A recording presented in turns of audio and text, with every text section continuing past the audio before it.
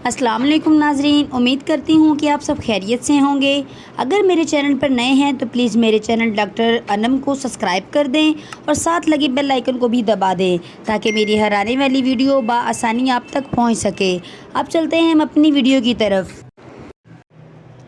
आज में एक भाई के सवाल आया है कि कैसे सील टूटने के बाद भी यानी पर्दा पकारत फटने के बाद जो भी खून निकलेगा इसको बिस्तर पर लगने से कैसे बचाया जा सके, या इसको निकलने देना चाहिए, या जब एहसास हो कि खून निकल रहा है तो क्या रुककर इसे साफ़ कर लेना चाहिए। चलो चलते हैं इसके जवाब की तरफ।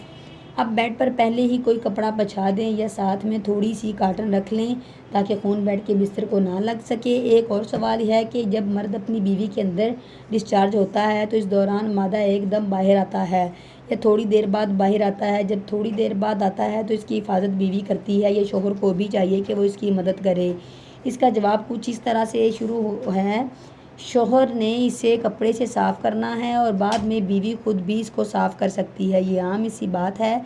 अगर आप हम बिस्तरी कर रहे हैं और डिस्चार्ज हो जाते हैं तो इसमें कोई ऐसी बात नहीं कि आपने डिस्चार्ज होने के बाद खुद साफ़ कर लिया या आपकी बीवी ने साफ़ कर लिया, या आप दोनों की अपनी मर्ज़ी है। अगर आपको मेरी ये वीडियो अच्छी लगी हो तो प्लीज़ लाइक और सब्सक्राइब कर दें ताकि मेरी हर आने वाली वीडियो आप तक बआसानी पहुँच सके।